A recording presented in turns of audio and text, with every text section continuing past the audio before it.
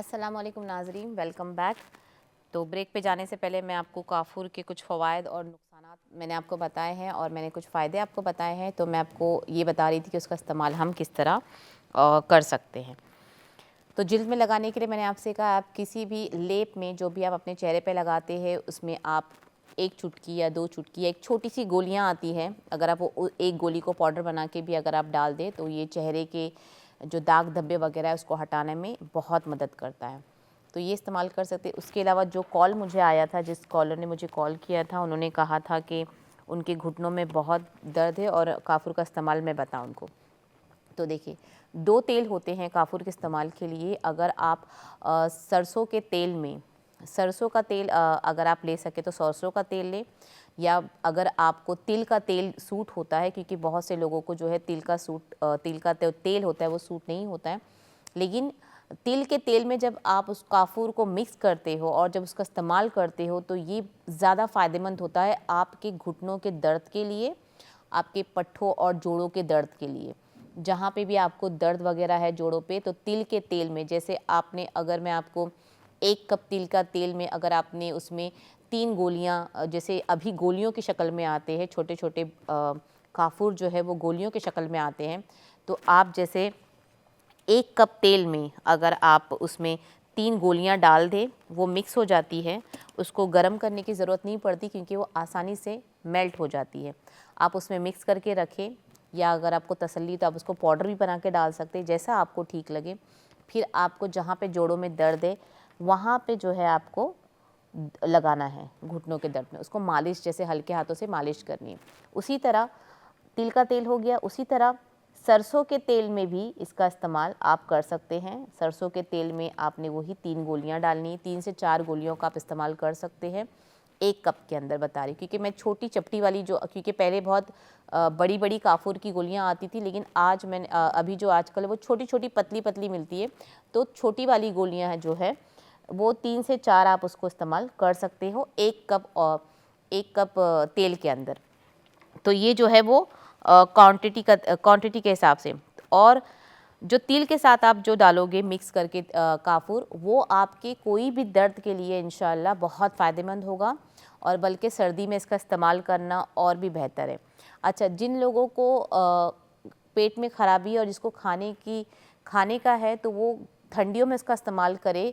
गर्मी में कोई कोई जिस्म के जो अज़ा है वो उसको ज़्यादा इफ़ेक्ट करता है, इसलिए गर्मी में जो है खाने की जो काफूर को अगर कोई पीना चाहता है तो उसको अवॉइड करे और ठंडी में इसका इस्तेमाल करे। तो इस बात का ख़ास करके ख़्याल रखें, ठीक है। ये 2 चीज़ हो गई दर्द के लिए। इसी तरह अगर आपने सुना होगा ये पुदीने का पत्ता, पुदीना, अजवाइन और काफूर हम वज़न, जितना आपने पुदीना का ड्राई पुदीने की बात करी, जो सूखा हुआ पुदीने का पाउडर आता है, या सूखा हुआ पुदीना आप घर में बना सकते हैं, उसकी क्वांटिटी, अजवाइन की क्वांटिटी और काफूर की क्वांटिटी एक जैसी हो, और आप उसको एक बॉटल में डाल के जो है एक जगह पे रख दे कुछ टाइम के लिए, कुछ वक्त में वो अपने आप पिघल कर एक तेल की शक्ल ले लेता है, और उस तेल का इस्तेमाल आपके हर दर्द के लिए मुफीद है, आपकी स्किन एलर्जी के लिए भी फ़ायदेमंद होता है। लेकिन जैसे मैंने कहा है, अगर आपको स्किन एलर्जी है तो उसको थोड़ा सा पहले आपको लगा के चेक करना है कि आपकी एलर्जी में कितना फ़र्क पड़ रहा है। आप डायरेक्ट दर्द में आप बिना किसी फ़िक्र के लगा सकते हैं, इंशाल्लाह कोई भी तकलीफ़ परेशानी नहीं होगी। लेकिन अगर ख़ारिश पे आप लगा रहे हो या किसी भी रैशेस पे लगा रहे हो तो उसको आप थोड़ा सा जो पैच टेस्ट होता है वो आपको करना होगा, वो आप कर ले, क्योंकि किसी किसी की जो गर्माश होती है, बॉडी हीटअप होती है, वो चीज़ों को बहुत अच्छे से नहीं ले सकती है। तो इसीलिए हम हमेशा सलाह करते हैं कि आप अगर अपने ख़ारिश और स्किन पे अगर कोई चीज़ का इस्तेमाल कर रहे हो तो एक पैच वर्क जो होता है, पैच टेस्ट होता है, वो ज़रूर करें अपने। अगर आपके लिए वो नुकसान नहीं दे रहा है, वो रैशेस नहीं कर रहा है, तो उसको आप लगा सकते हैं। क्योंकि ये जो तेल है, जो इसको कुदरती तेल अपने आप ऑटोमेटिक ये तेल की शक्ल लेता है, पुदीना, अजवाइन और कफूर को मिला के एक तेल की शक्ल बनती है, और ये बहुत खुशबूदार होती है। इसका इस्तेमाल आप कोई भी दर्द में कर सकते हैं। तो ये 3 तेल जो मैंने आपको बताया है तरीके, इंशाल्लाह इसका इस्तेमाल आप घुटनों के दर्द के लिए और बाकी दर्दों के लिए आप इस्तेमाल कर सकते हैं जिस्म के, ठीक है। और बच्चों के लिए मैं आपसे कह रही थी, बच्चों के लिए ठंडी में अक्सर ऐसा होता है कि बच्चों को बहुत नाक बंद, सर्दी, ज़ुकाम इतना हो जाता है कि माएँ परेशान हो जाती है, वो रात को नींद में से उठते हैं। और ये हमारा आज़मूदा नुस्खा है, हमारे घर में हमेशा इसका इस्तेमाल किया जाता है। और जो छोटे बच्चे हैं, ख़ास करके 2 साल के जो बच्चे होते हैं, 2-3 साल के बच्चे, तो उनको बहुत ज़्यादा तकलीफ़ होती है। तो उसके लिए हम क्या करते हैं, घी जो होता है, असली घी जो होता है, उसको 1 चम्मच में हम 1 चुटकी जो है, छोटी सी एक गोली आती है काफ़ूर की, एकदम छोटी सी, तो मैं इसलिए, अगर छोटी सी आपको मिल रही तो वो आधी गोली काफ़ी है उसके लिए। अगर गोली का क्वांटिटी नहीं समझ में आ रही है तो 1 चुटकी काफ़ूर का पाउडर आप उसमें डालें, घी में गरम करें उन दोनों को अच्छे से, एक ही चम्मच में डाल के घी में गरम करें। और जब वो ठंडा हो जाए तो अपने बच्चों के तलवों पे लगाए अच्छी तरह से, और कमर पीछे जो पीठ पर उनको लगाए, और कमर की तरफ थोड़ा सा लगाए, सीने की तरफ नहीं लगाना है आपको बच्चों को। हमेशा याद करें, हमेशा इस बात का ध्यान रखें, जब आप विक्स का भी इस्तेमाल करते हो तो अवॉइड करें, ये जो सीने का हिस्सा होता है बच्चों का, उसको हमेशा अवॉइड करें। गले पे आप लगा सकते हो, पीठ पे आप लगाएं और तलवों पे लगाएं, कान के पीछे बहुत बेहतर होता है, वहाँ लगाएं। और जब आप पैर पे बच्चों को ये ऑयल बना हुआ जब आप घी वाला लगाएंगे काफूर के साथ, तो उसको सॉक्स पहना दें। इंशाल्लाह बहुत आराम मिलेगा उसको, उसकी जो बंद नाक होगी वो भी इंशाल्लाह खुल जाएगी, और बहुत तसल्ली वाला जो है उसके लिए होगा। इसी तरह जब भी आप विक्स का इस्तेमाल करें, अभी काफूर के साथ मैं विक्स का जिक्र इसलिए कर रही हूँ क्योंकि जब हम बच्चों का जिक्र करते हैं तो 1 से 2 नुस्खे बताना बेहतर होता है, क्योंकि जो अभी जो माहौल, जो सर्द हवा चल रही है, उससे ज़्यादातर लोग फ्लू और बुखार में मुब्तला है, परेशान हैं। सबसे ज़्यादा नाक बंद और जो चेस्ट का जो है वो बहुत प्रॉब्लम होती है। तो उस लिए कभी कभी ऐसा होता है कि हम बच्चों को दवाइयाँ तो देते हैं बेशक, लेकिन टेम्परेचर जो है वो कम नहीं होता बच्चों का।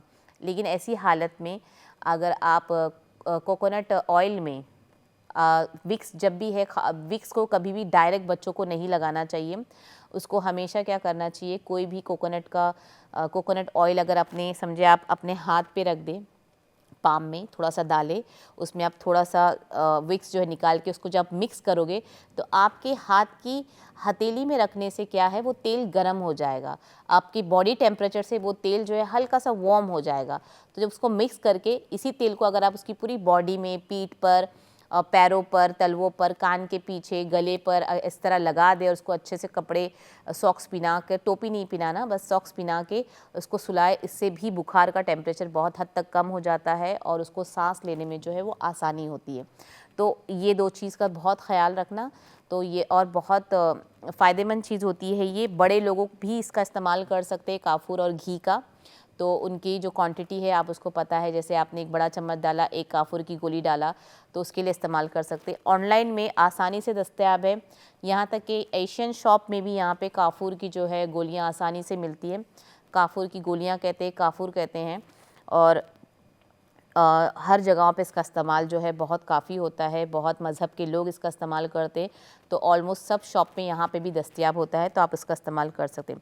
इसके अलावा जिनको पैर के जो एड़ियाँ हैं बहुत जल्दी ख़राब हो जाती है, फट जाती है, सर्दियों में फट जाती है, या बाकी मौसम में जो है किसी कमी की वजह से जिल्द जो इनकी बहुत फटने लगती है, पैरों की ख़ास करके, तो उनके लिए भी बहुत बेहतर नुस्खा है कि एक पानी ले, गर्म पानी, हल्का सा गुनगुना पानी ले, उसमें 2 जो है आपको 2 गोलियां अगर आप डाल दे काफूर की, और वो जब मेल्ट हो जाए तो अपना पैर अगर उसके अंदर आप रखें, तो थोड़े वक्त के बाद जो आप इसका इस्तेमाल अगर आप करते रहे तो कुछ वो दिन के बाद आपको आपकी जो एड़ियाँ है वो साफ़ होती हुई नज़र आएगी, और जो आपकी एड़ियाँ जो फट चुकी है वो उसको रिपेयर करना शुरू करते हैं, तो ये उसके लिए भी बहुत फ़ायदेमंद होती है।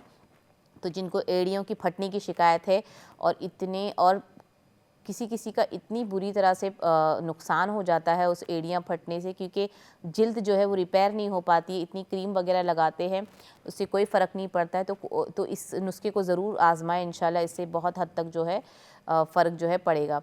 इसके अलावा अगर पीने के लिए आपको पीना है तो आप गरम कॉफ़ी या गरम चाय में 1 चुटकी काफूर का अगर आप इस्तेमाल करें तो वो आपके जो मैदे को साफ़ करने में, और अगर आपको कहीं पे तकलीफ़ है तो उसके लिए, गैस की प्रॉब्लम है उसके लिए इंशाल्लाह आपको सुकून देगा। लेकिन काफूर का इस्तेमाल खाने के लिए जो है काफ़ी लंबे समय तक, लंबे वक्त तक आप उसका इस्तेमाल नहीं कर सकते। ये ज़रूर ध्यान में रखें। आप उसको हमें लगा ज़रूर सकते हैं लंबे वक्त के लिए, काफ़ी वक्त के लिए, लेकिन आप उसको लंबे वक्त के लिए आप उस नुस्खे को जो है, पीने वाले नुस्खे को है, लंबे वक्त तक नहीं पी सकते। तो इस बात का ख़ास ख्याल रखें, ठीक है। तो ये थे कुछ फ़ायदे और नुकसानात काफूर के। इंशाल्लाह उम्मीद करती हूँ आपको पसंद आया होगा और आप इसका इस्तेमाल ज़रूर करें। और दर्द के लिए ये काफ़ी है। और बाज़ारों में जो है काफूर के ऑयल भी मिल जाते हैं, लेकिन जिनके हाथों में हमेशा नहीं हाथ कुछ भी, और जो ख़वातीन हैं स्पेशली, और जो मर्द हज़रात जो बहुत ज़्यादा हार्ड वर्क करते हैं, जैसे कोई मैकेनिक जैसा कुछ काम हो या ऐसा कुछ काम हो जो उठाने वाला हो, हाथ में गर्दरे पड़ जाते, खड्डे पड़ जाते हैं, उसके लिए भी काफूर का बहुत अच्छा अमल होता है। अगर आप उस कोकोनट ऑयल में काफूर को मिला के रख दें हमेशा अपने बॉटल में, और कुछ ख़वातीन होती जो हल्के से बर्तन धोती है, तो उसको जो एलर्जी हो जाती है हाथ में, उसके हाथ फटने जैसे ड्राई हो जाते हैं, बहुत ज़्यादा ख़राब लगने लगते हैं, बदसूरत जैसे हो जाते, उनके लिए चाहिए कि वो इसका इस्तेमाल ज़रूर करें। बहुत फ़ायदेमंद होता है इसके लिए।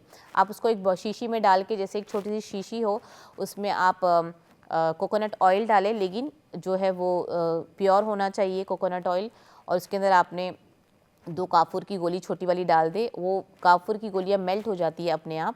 तो उसके बाद उसको आप रोज़ाना हाथ में लगाएं, तो हाथ में जो ड्राइनेस होती है और खड़बूड़ा सा होता है, अगर हम उसको अपने हाथ को मले तो अजीब सी फीलिंग आती है, हमको एहसास होता है कि हमारे हाथ में जो गट्टे पड़े हुए जैसे लगते हैं, जैसे बहुत ज़्यादा ड्राइनेस की वजह से।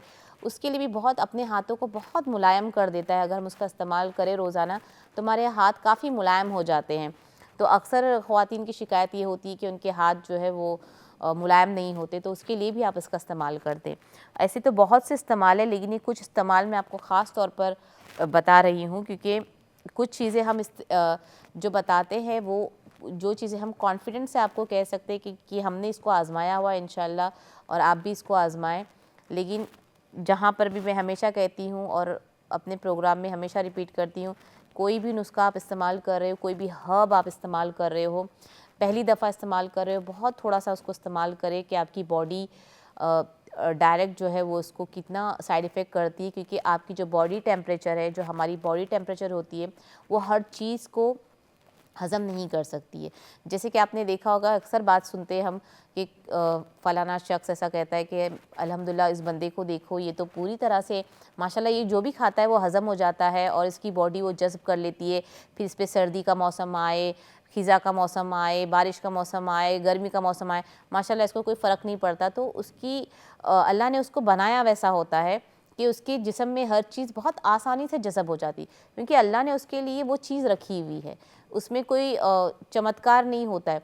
लेकिन बाज़ दफ़ा अगर हम साइंस की तरफ जाए तो साइंस, क्योंकि अल्लाह ने साइंस वालों को भी अल्लाह ताला ने ही बनाया है, लेकिन वो पूरी तरह से निकालते हैं कि क्यों ऐसा हो रहा है, किसी की बॉडी क्यों इतनी हीटअप होती है, किसी की बॉडी क्यों इतनी सर्द होती है।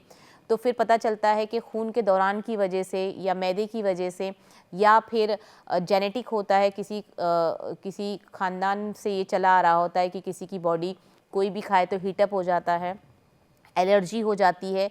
तो खून की कहीं ना कहीं कमियों की वजह से, या कहीं ना कहीं जहनी दबाव या हालात की वजह से है, इन चीज़ों का जो है हमारी बॉडी में जो है वो उसका उल्टा रिएक्शन होता है। तो इसलिए हर बॉडी जो है मुख्तलिफ बनाई गई है। हर बॉडी को जब जांच पड़ताल किया गया तो उसके मुतालिक ये चीज़ें निकल कर आई हैं। तो बहुत फ़र्क है, समझने अगर हम गए तो बहुत फ़र्क है। और अगर कुछ नहीं समझना है तो यही समझना, ये अल्लाह ताला की तख्लीक है, अल्लाह ताला ने ख़ुद बनाई है।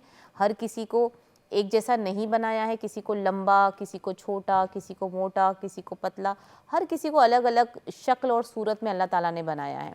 लेकिन हम अपने आप को, अल्लाह ताला ने इतनी हमें तालीम दी है कि हम अपने आप को किस तरह बचा सकते हैं हादसों से, बीमारियों से। ये सब अल्लाह ताला ने हमको पहले ही खोल खोल के अपनी किताबों में बताया है, किसी न किसी ज़रिए के ज़रिए।